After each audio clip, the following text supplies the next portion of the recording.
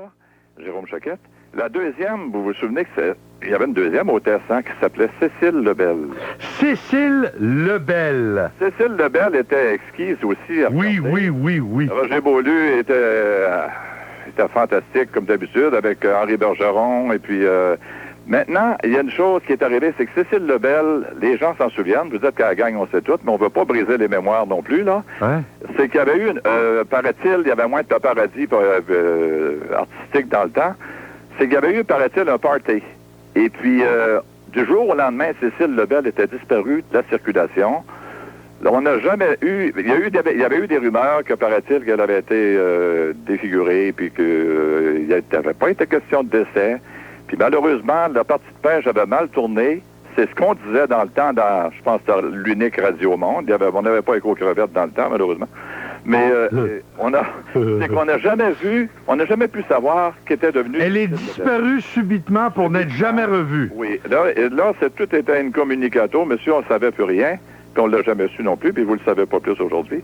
Alors, on va lancer l'appel. La gang, on sait tout. Qu'est-ce que... Il y avait Lapointe, Suzanne Lapointe, il y avait Suzanne Hélène Bédard et Cécile Lebel. Puis Henri Bergeron était co-animateur de la Poule aux œufs d'or avec Roger Beaulieu. C'était tous des gens corrects, mais des fois, il y a un party fini mal, je sais pas, là, mais ça n'a jamais sorti, ça. C'est pas pour briser des mémoires, là, c'est tous des gens intègres, là, mais c'est pour dire, tu sais, c'est bête, des fois. Salut! OK. Merci. Oui. Bonjour, comment ça va? Ça va bien, M. Arthur, et vous? Qu'est-ce que vous allez me raconter? Mon Dieu, c'est un témoignage que je vais vous donner concernant M. Beaulieu, parce que, bon, moi, dans les années 60, je commençais à faire de la radio, et c'était mon héros, évidemment, c'était mon grand modèle. Qui êtes-vous? Jean-Paul Berthiaume. Salut, M. Berthiaume. Vous allez bien, M. Arthur? Oui. Bon, c'est que moi, évidemment, c'était pas la voix, c'était pas ça, mais son érudition et surtout l'élégance de son langage. Quand on entend aujourd'hui certains animateurs qui font des descriptions d'événements, c'est triste, hein?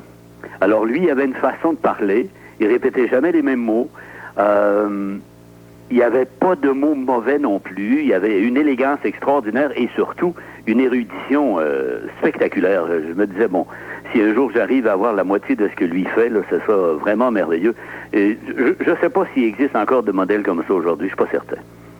Qu'est-ce que vous en pensez? Je suis d'accord avec vous. Roger Beaulieu avait un don de la communication et des outils. Et ces outils-là ne font plus partie du coffre à outils de la majorité des gens qui font mon métier présentement. Et ça c'est dramatique parce que lui il avait une formation, c'est un homme aussi qui lisait beaucoup, et c'est surtout ça, aujourd'hui, je pense que, bon, la radio, la télévision, quand on écoute des descriptions d'événements, qu'on écoute encore des entrevues, bon, des questions ou quoi, comment, pourquoi, la plupart du temps, c'est comme ça.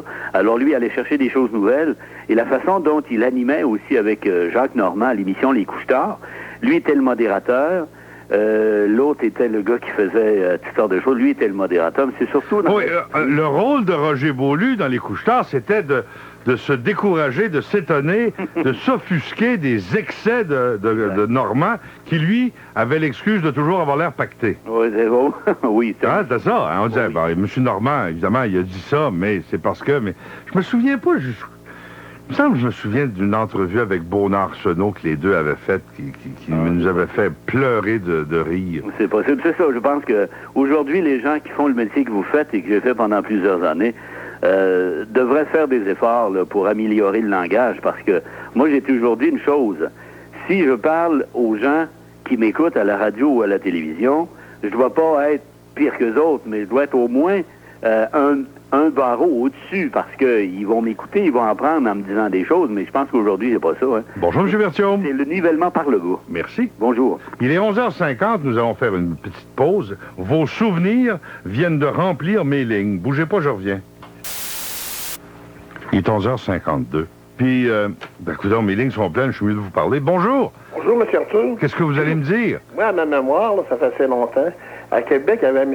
Dumais. Lui, c'est lui qui avait l'agence de la brasserie Molson. Vous savez, dans le temps que c'était à la DA, tout ça, là. Ouais. La compagnie Molson n'était pas directement à Québec, c'était un agent. Puis il avait un beau bateau. Puis le bateau avait explosé dans un voyage, avec un party qu'il y avait eu, là. Puis Mme Lapointe, Bédard, était dans ça, puis il avait été gravement brûlé. C'est assez brûlé. Ça, je m'en souviens, j'étais étudiant dans le temps. Là, c'est ça, j'ai de la misère à m'en rappeler. Et c'est comme ça que vous expliquez la disparition de Mme Lebel, qui était peut-être la plus jolie des trois. Oui, Mme Lebel, là, ça, je peux pas. Je m'en souviens pas trop, je sais. Mais je me rappelle que le bateau avait sauté. Une explosion sur un bateau à l'occasion d'un party où étaient les trois jolis mannequins de la poule aux œufs d'or de Roger Beaulieu. C'est ça, oui. Hey, le monde est petit, hein? Le bateau, il appartenait à un monsieur de Québec, qui avait l'agence de Molson à Québec. Eh ben. Salut. Merci. Merci. Comment ça va? Oui. Qu'est-ce que vous ajoutez? Puisqu'à à la gang, on sait tous. Oui, on sait parce tout. que moi, j'avais entendu dire, j'avais une connaissance qui était au centre de réhabilitation à Montréal, Côte-des-Neiges, là.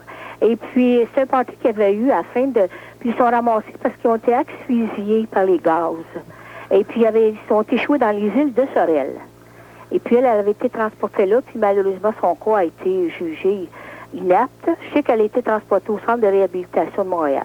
Parce qu'apparemment, elle avait été par les gaz, elle était asphyxiée. Il y était plusieurs dans ce party-là. Sur un bateau? Oui, si on... Est-ce qu'elle est décédée? Est-ce qu'elle est décédée? Ça, je peux pas vous dire. Je peux pas vous dire. Je ne sais pas. Eh ben. OK, bon. Très bien, merci. Salut. Bonjour. Bonjour. Qu'est-ce que vous dites? Bon, on oublie une qui est très grande, qui est très connue. Lise Wattier. Lise Wattier a fait partie de ce quatuor. C'était plus un trio, c'est un quatuor? Oui. Donc, Lise Wattier, Hélène Bédard, Madame Lapointe. Oui. Suzanne Lapointe et Cécile Lebel. Exact. OK. Parce que Mme Wattier, on sait qu'aujourd'hui, elle a un produit de beauté. Ouais. Mais elle a commencé... Elle a commencé comme mannequin, ça je le sais. Comme avec Roger Beaulieu dans les années 60. Vous, l'histoire de Cécile Lebel, est-ce que ça vous dit quelque chose? Là, remarquez que moi, j'ai 40 quelques années, là, 47 ans. Mais je me souviens, entre autres, surtout d'Hélène Bédard ou de Lise Wattier. OK. Parce que ça, vous pouvez le vérifier. Je suis certain que Lise Wattier a fait partie du... Ça, c'était les belles filles qui entouraient Roger Beaulieu à la poule aux œufs d'or. Exact. OK. Et Henri Bergeron, il jouait quel rôle là-dedans, lui? Là, je pourrais pas vous dire, je me souviens pas, là, exactement. Là. C'était l'annonceur, c'est lui, la voix hors champ, c'est? Moi, je me souviens d'Henri Bergeron comme journaliste, là, mais, je veux dire, puis il animait certains quiz, mais là... OK, d'abord. Salut. Bonjour. Bonjour. Comment ça va? Ça va bien. Quand on part dans les souvenirs, on finit toujours par s'amuser. Ah oui, puis moi, que j'oublierai jamais Red Skeleton, un rôle qu'il jouait, c'était Clem Cadiddle Hopper. Cadiddle Hopper, c'est ça que je cherchais. Cadiddle Hopper. Le personnage de Clem de Cadiddle Hopper, c'était le hobo, le gars qui se promenait. Oui. C'était le vagabond. Oui, puis c'était drôle, malgré qu'il souriait jamais, puis c'était tellement drôle. Freddy the Freeloader, Cauliflower McPug Puis Clem et Clem de Cadiddle Hopper. Oui, monsieur. Bonne journée. Allez, merci beaucoup. D'autres souvenirs ici, bonjour? Oui, bonjour. Qu'est-ce que vous dites? Bon, mais moi, je crois qu'il y en a une autre à ajouter aussi dans les hôtesses. C'était Liette Bourassa, qui était la fille de Nicole Germain. Liette Bourassa. Oui. Ben oui, il y en est passé plusieurs au long des années. Ils n'étaient pas toutes là en même dans temps. le temps de Nicole Germain, puis pas Nicole Germain, mais Hélène Bédard, puis... Liette Bourassa, vous avez raison, c'est un nom que je connais. Qu'est-ce que toutes ces belles filles-là sont devenues? Aucune idée. Ben, elle, je sais pas, là. Ouais. C'est parce que je sais que c'était elle, c'était la fille de Nicole Germain.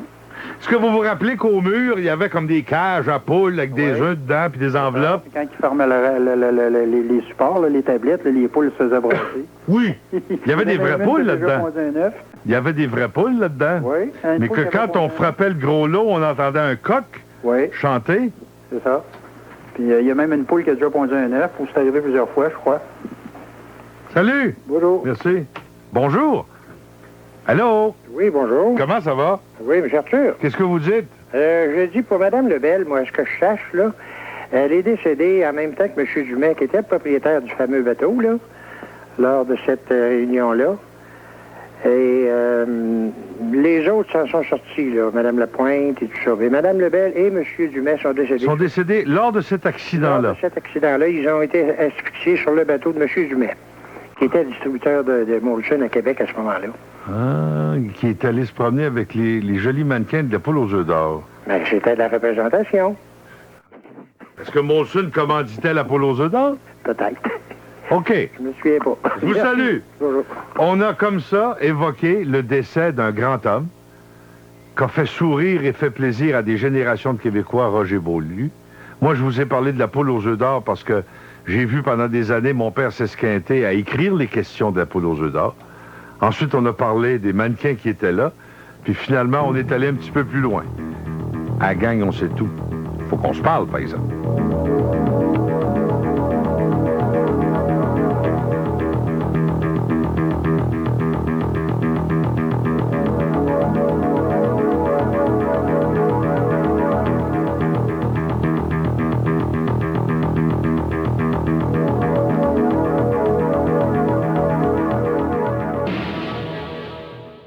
Celui que l'on surnommait le prince des annonceurs n'est plus. Roger Beaulieu est mort hier à l'âge de 87 ans à l'hôpital Charlemagne où il avait été admis à la suite d'une chute.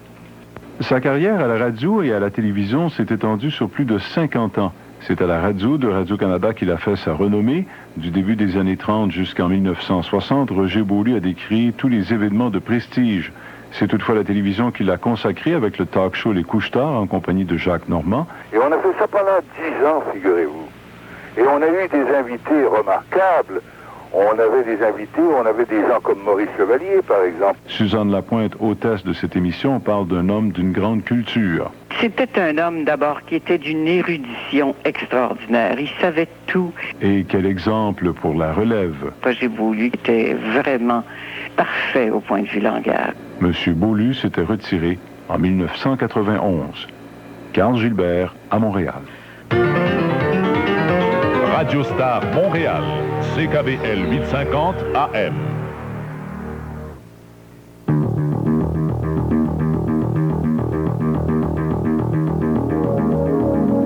Jusqu'à 13h45, vous écoutez L'heure de vérité avec André Arthur à CKVL 850.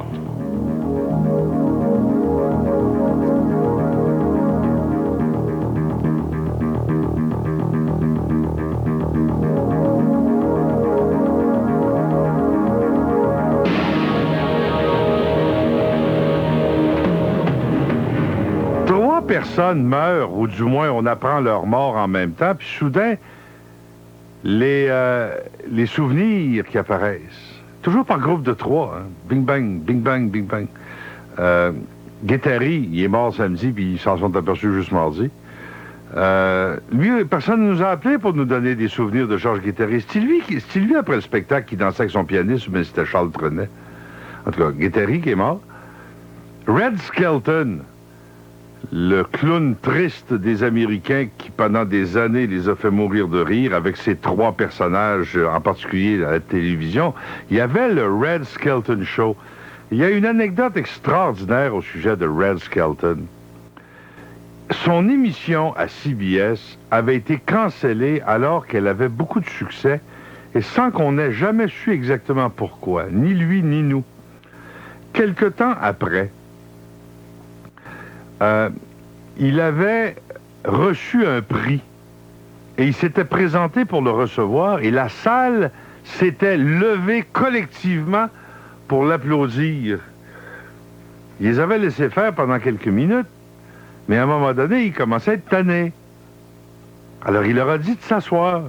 Et puis il dit, vous me rendez inquiet, tout le monde debout. Il dit, je pense que vous êtes en train de me faire un CBS. Il avait peur que tout le monde se lève pour s'en aller. Alors qu'ils s'étaient levés pour l'applaudir.